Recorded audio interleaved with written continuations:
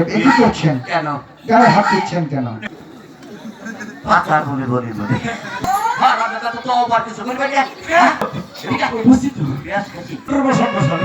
এই মোল্লা, এই মোল্লা সাহেব, এই কি করছেন?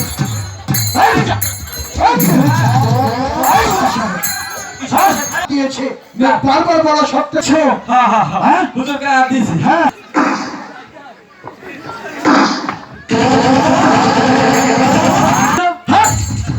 কি করছো তুমি? আরে দেখা কি নাতি মুনাজাত হবে ওই আফরালার কাছে হাত উঠিয়ে মোহাব্বতের সুবহানাল্লাহ সুবহানাল্লাহ এদের পিরিতি তুমি কাঠায় রাখার মতো লাগাইয়া দিও তোরাই আলম তোরাই আমার সকলেই বলে মাসির মাথা মাইতা দূরে নাই কালমা আল্লাহ